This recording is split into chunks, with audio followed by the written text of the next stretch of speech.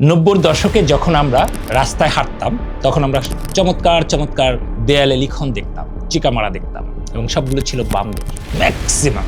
বিশেষ করে শিক্ষা প্রতিষ্ঠানগুলোর সামনে, শিক্ষা প্রতিষ্ঠানের দেয়ালে, যারা ঢাকা ইউনিভার্সিটির ক্যাম্পাসে, টিএসসি এলাকা কিংবা যে কোনো এলাকায় যদি তাকান, আপনি ডাসের সামনে বসে আছেন, দেখবেন খুব সুন্দর একটা বাণী লেখা, চমৎকার কিছু শব্দ লেখা, তাই না?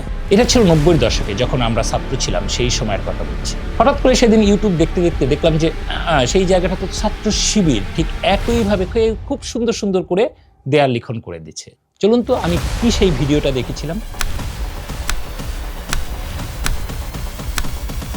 হ্যাঁ, এরকমের চমৎকার চমৎকার কিছু কথা, যেগুলো মানুষকে পরিপূর্ণ করতে, মানুষকে ভালো একটা মানুষ হতে তৈরি করতে, মানুষের দায়িত্ববোধ তৈরি করার জন্য তারা রাস্তায় রাস্তায় লিখত বামেরা।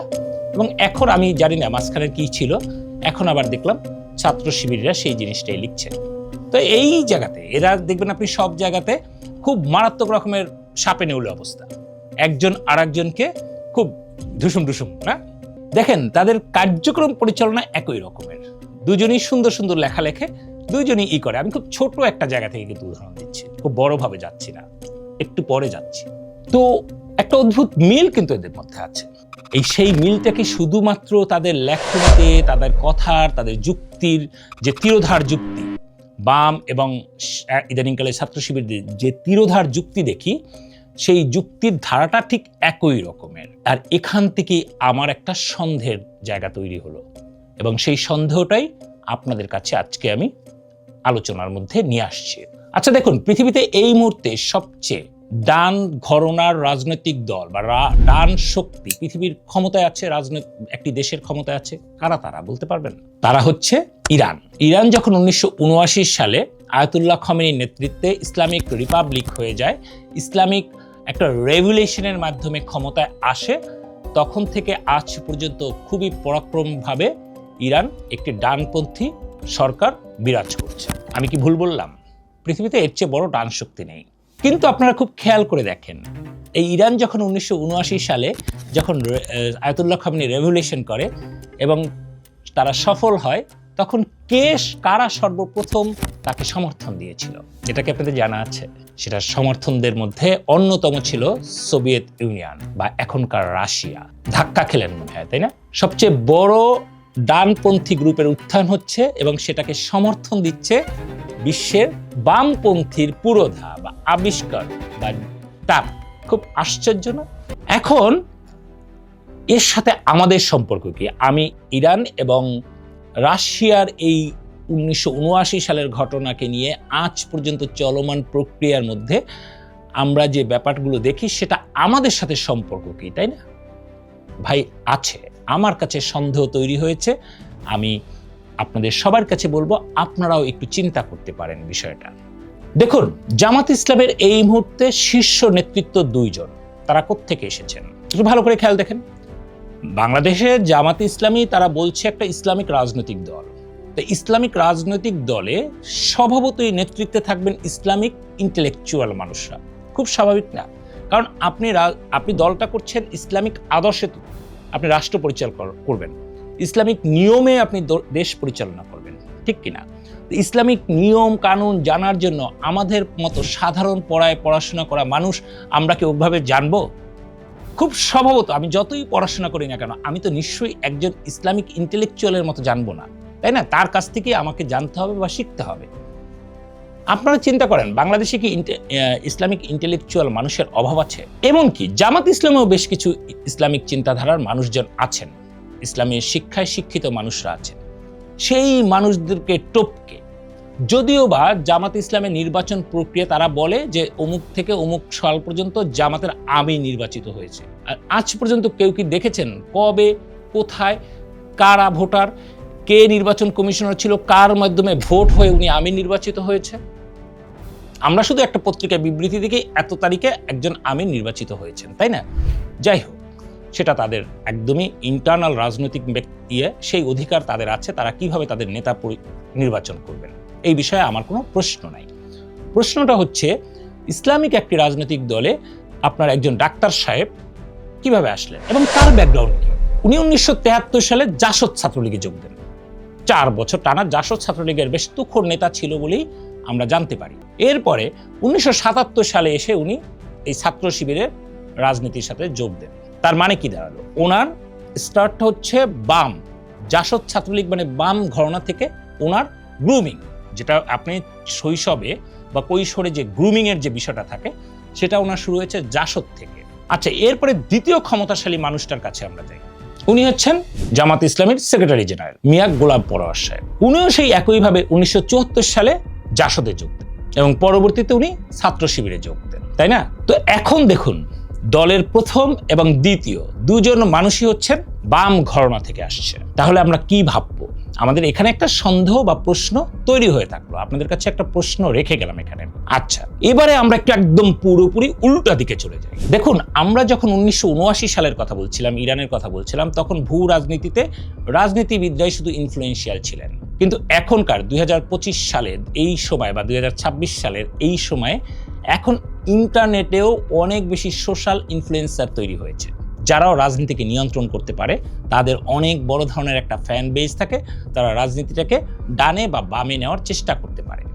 বাংলাদেশে এই মুহূর্তে রাজনীতি যারা বিশ্লেষণ করেন বা রাজনীতিকে নিয়ে যারা কথা বলেন, পিনাকি ভট্টাচার্য, তাই না? তাদের মধ্যে 1 নম্বর। আচ্ছা, এইবার পিনাকি ভট্টাচার্যের শুরুটা কিভাবে?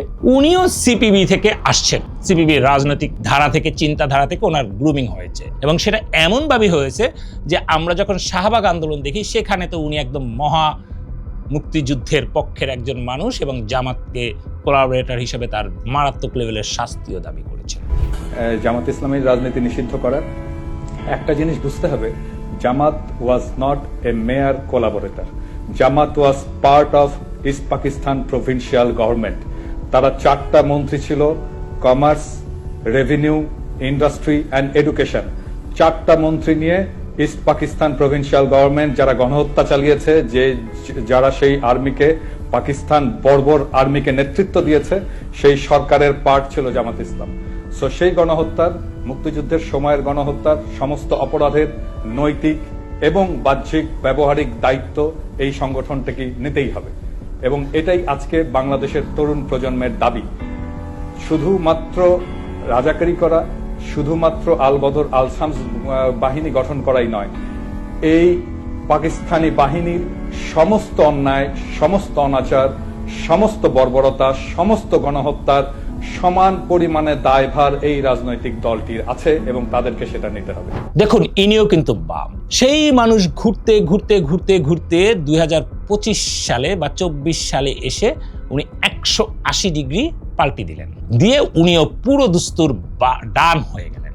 এখন আপনি মিলান, যেই ডান, বাংলাদেশের সবচেয়ে বৃহৎ ডান রাজনৈতিক দল হচ্ছে বাংলাদেশের জামাত ইসলামী। সেই ডান ইসলামের 2 জন ক্ষমতাধর ব্যক্তি হচ্ছেন বাম ব্যাকগ্রাউন্ডের এবং তাদেরকে যে এই মুহূর্তে আমি যেটা বললাম, সোশ্যাল মিডিয়ার ইনফ্লুয়েন্সাররা সত্যিই খুব প্রভাব রাখে, রাজনীতিতে প্রভাব রাখে। তো বাংলাদেশের সবচেয়ে বড় যে তাদেরকে ব্যাকআপ দিচ্ছে এবং সবচেয়ে বড় ইনফ্লুয়েন্সার, সেও হচ্ছে বাম। তাহলে আপনি 3 বামের বন্ধুত্বের জায়গাটাকে খুঁজে পান। তারা প্রাক্তন বন্ধু, ভিন্ন সময় ভিন্ন দিকে এসে আবার কিছু সময় অতিবাহিত করে আবারও একইভাবে একই লজিক নিয়ে আমার এবং আপনার সামনে এসেছে। একটু চিন্তা করেন, তারা 3 ভাই ছিল, 3 দিকে একইভাবে বড় হয়েছে, মাঝখানে পথ হারিয়ে গিয়েছে, এখন তারা আবার পথে এসেছে। তাহলে এই পথটাকে আমরা কি বলবো যে অ্যাক্সিডেন্ট ছিল? মাঝখানের সময়টুকু তারা যে বিবর্তন করেছিল, ভিন্নতা ছিল তাদের মধ্যে, এইটা কি তাদের মধ্যে এক ধরনের দুষ্টু দুষ্টু খেলা ছিল? কারণ আপনি দেখেন, তখনকারও তাদের এজেন্ডা এক, তাদের শুরুটা একই রকমের এজেন্ডা এবং বর্তমানের এজেন্ডাও তাদের এক। খুব ইন্টারেস্টিংলি দেখেন আপনারা, খুবই ইন্টারেস্টিংলি একটু খেয়াল করে দেখেন। এখানে পর্যন্ত আমার সন্দেহের জায়গাটা একরকমের ছিল। যখন একটা স্লোগান, আমরা জানি রাজনীতিতে স্লোগান কি পাওয়ারফুল একটা বিষয়, তাই না? খুবই পাওয়ারফুল রাজনীতিতে স্লোগান একটা। এই যে তুমি কে, আমি কে, রাজাকার রাজাকার, কে বলেছে স্বৈরাচার স্বৈরাচার।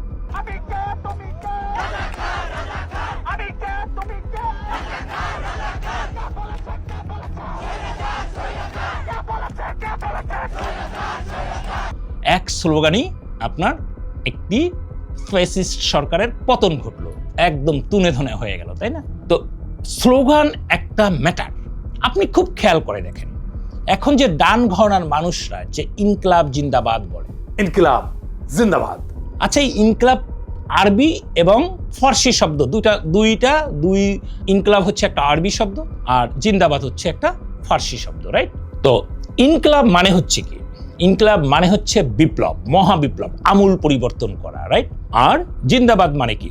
দীর্ঘজীবী হোক। তার মানে ইনকলাব জিন্দাবাদ মানে হচ্ছে আপনার বিপ্লব সফল হোক বা দীর্ঘজীবী হোক, এই তো না? ভাবধারায় একদম খুব সাধারণ যখন চিন্তা করবেন তাহলে দেখবেন কি, এবং এই যে ইনকলাব জিন্দাবাদ এইটার মানে যিনি লিখেছেন তিনি হচ্ছেন একজন কবি ছিলেন, ওনার নাম হচ্ছে কবি মাওলানা মোহনী।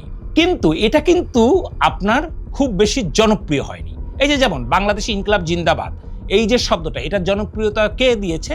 পিনাকি ভট্টাচার্য যখন ইনকলাব জিন্দাবাদ বলে বক্তৃতাগুলো শেষ করতেন, আপনার ডান ঘরানা সবাই মনে করেছিল এটা একটা চমৎকার একটা স্লোগান, আমরা এটাকে গ্রহণ করি, ইনকিলাব জিন্দাবাদ। কিন্তু মজার একটা বিষয় কি জানেন?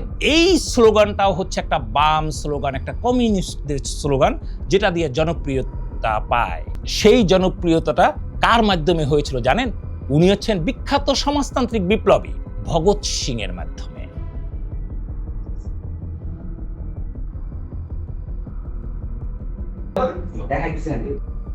তাহলে আপনি দেখেন, নেতৃত্ব এখন যারা ডানের যারা নেতৃত্ব দিচ্ছেন তাদের পুরনো সবকিছু হচ্ছে বাম, ইনফ্লুয়েন্সার হচ্ছে বাম, এবং একটি রাজনৈতিক দল যে একটি রাজনৈতিক গ্রুপ অফ পিপল যে একটা স্লোগান তৈরি করে, যেই স্লোগান অনেক পাওয়ারফুল হয়, সেই স্লোগানটা হচ্ছে একটা বাম স্লোগান। খুব টেকনিক্যালি আরবি এবং ফরাসি এবং একজন মাওলানা সাহেবের লেখা এটাকে আপনাদের সামনে নিয়ে আসছে।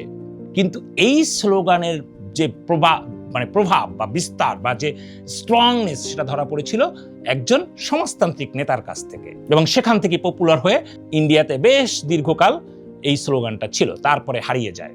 এখন আপনারা সব যোগ বিয়োগ করার দায়িত্ব আপনাদের, আমাদের সকলের। আমাদের চিন্তা করা উচিত কি উচিত না।